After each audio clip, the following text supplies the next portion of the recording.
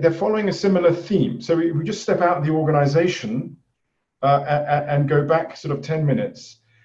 There are a couple of questions that ask us, why is it taking South Africans so long to embark on the journey of digital transformation? Why are we waiting for the pandemic to now propel us into action? And yeah, what is it about us in South Africa that we're so slow off the mark? Good question. I love that question. Purely and simply, and kudos to the person who asked that question. I got to tell you, I pull my hair out every time I go into an organization and I speak to someone around this.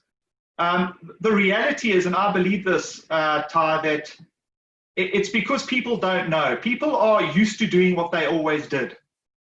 You know, if I look at being a CFO, as a past CFO, I can tell you how many times I used to walk into that business, month end, you know, accountants live in month end land. And in month end land, you're overworked, you're tired. You know that you've got to go into the ERP, extract information, pivot the data, do this, do that, carry on, VLOOKUP, go mad, do everything you need to do while you've got a whole bunch of people chasing you down because you need to provide commentary around it to be a good finance business partner or whatever you are in that place. The realities is that because you're comfortable in that every month end, and because you're comfortable in terms of doing that, anything that's added to you and saying, oh, well, we need to digitize something, we need to change something, oh, you need to be part of this team that goes and now changes your world, you sort of have a disincentive to do it. And that's why I always look at these organizations and I say, well, you know, the very first point of departure is when they're trying to implement a digital transformation strategy, the first thing they do is put a moratorium on headcount. The first thing they do. They go, oh, guess what? You're not allowed to hire anyone. We're in a problem right now. There's no hiring. The first thing the CFO does is put up flags and goes, I'm in control, which quite honestly to me is the worst thing in the world. Purely and simply because he's sitting there going, I'm watching the budget, I'm watching the financials, no one's allowed to spend anything, and guess what we'll do? We'll not spend a cent so we can sink. And that's sometimes the reality.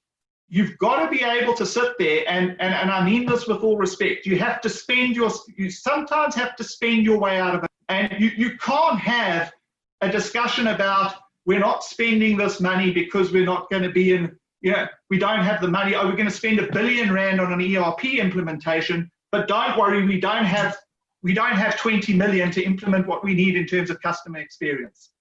And you've got to get them quickly. And I always say, you know, guys look at me, they might think I'm a bit crazy around this, but you need to be able to take a conversation to a point very, very quickly.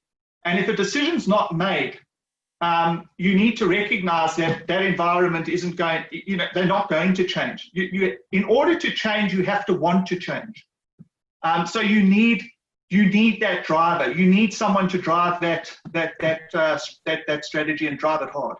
And while we're on that, so just briefly talk, how do you set up the project management within a large organization? It sounds quite a complex set of issues you have to think of and how to drive. So Ty, I don't think it's complex. I don't think it's complex at all. I go into organizations where the project management office and there's all these complications and duplication and everywhere. I believe if you've got more than, in a big organization, if you've got more than 7 people in that project management office, I think it's a disaster. You essentially, you're setting it up.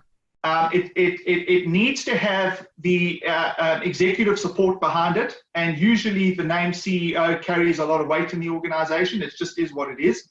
So in order to be a CEO-sponsored project, you need to have that.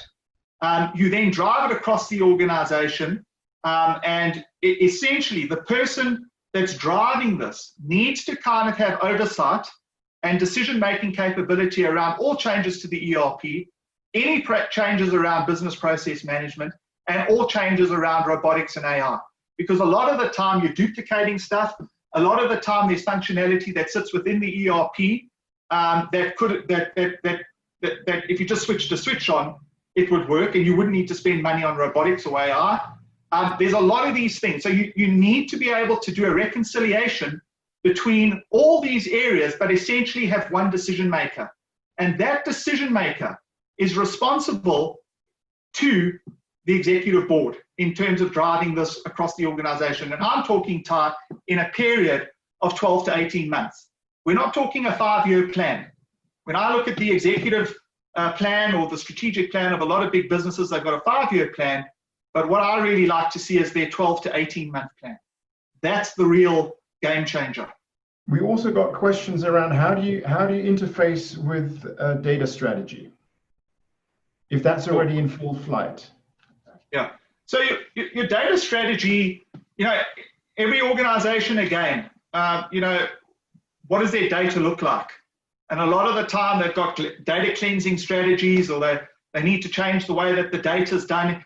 We're always going to have that. Every organization that you walk into, you live in a less than perfect world. It's a reality. And if you're going to spend lots and lots of time on making sure that your world is perfect before you automate it, you're going to die. So, the reality is to sit there and say, well, let's take our imperfect world and let's do something with it. And I know, a lot of people say, well, as you mentioned the other day, this garbage in, garbage out story. The reality is that it's not, there's different levels of that. You can certainly look at the data in that organization and decide in terms of revenue leakage, fraud, experience data, where to focus on, subset into that data. And yes, it doesn't mean you need to fix everything to start this process. And you've also got, and in terms of looking wide, you get a lot of things that you can put together. Less than perfect, but it's going to change your trajectory for the next 12 to 18 months. So yes, a data strategy, you might have the best intentions in terms of utopia, but I wouldn't sit there, I always look at it. Imagine arriving on the 100-meter start line in the Olympics. We're all sitting there on the start line, and the gun, the guy with the gun says, on your marks, set, set, set. There's never a go. That's what I'm, that's kind of what I'm articulating. Tell us when do these things go wrong, or how? I mean, you've actually alluded to many factors that you have to get right, organizational factors, mindset, in order to ensure a successful implementation. Can you maybe give us one or two examples where that might not have worked, where it was unsuccessful, and what we could learn out of it if we sort of start thinking about robotics? In terms of choosing the wrong type of process, so a risk factor in terms of spending money, a lot of guys don't want to go and do these projects purely and simply because they go and choose, very complicated processes. Again, a lot of these processes, when you choose them, there might be vendors out there that are essentially saying that they can do a piece of work when in fact it can't really be done. And I've got nothing against the vendors. I'm not saying they're bad people or anything like that. What I am saying is when you deal with these guys, you've got to recognize that they are trying to sell you something. And when they are selling you things, they will trump it up to be something that is just sounds too good to be true. Sometimes it is. You really have to know what you are doing in terms of what you're wanting to automate. The second part to this is also to understand that a lot of the time, not because of any other reason, but what they're trying to do is that they're charging you for processes that essentially, because that code exists already out, if you're looking at some piece of robotic software like UiPath or Automation Anywhere or Blue Prism, some of this stuff is the first time that you're automating a process in your business, trust me, it's been done 100,000 times across the globe. So that piece of code is already sitting somewhere else. It's like an app store. You can go and purchase that piece of code and change the connectors between the front and the ending piece of that code in order to bring down the price of what you're doing. So you've got a bit of financial risk when you've got guys walking into your business and saying, listen, I'm going to go and code a couple of robots for you and charge you X, Y, Z. I can promise you can take X, Y, Z and divide it by 8. That, in terms of when you start bringing things together and in terms of what's out there that's already being done. A lot of other stuff when you go into the organization and you start doing these things, and and you're on your journey and you've implemented robotics, if you've chosen a complex process, it could fall over at month end, in which case it costs you more money. There could be all sorts of things in terms of reworks. If it's falling over, there's a reason, as it wasn't coded correctly in the first place, or there was a process change. So again, it goes back to the point that you need to choose something where the process isn't going to change. But I say that with reserve. I'm not saying that you don't code things that are going to change. And I know most of the guys, a lot of people challenge me on that. They go, why would you want to go and automate a broken process or a process that's going to change? Wouldn't you fix it before you robotize it? Again, absolutely true. But a lot of the time you do it because you're managing the shareholder. And you have to do things in a certain amount of time to get it done. So there's, there's a pie chart on the screen there showing, a lot of the time there's a resource shortfall, which I've already discussed. There's a delay in use case prioritization in terms of you've got too many chiefs within the organization trying to decide, I look at executives, whoever screams loudest in the room usually wins, but it doesn't mean he's necessarily right.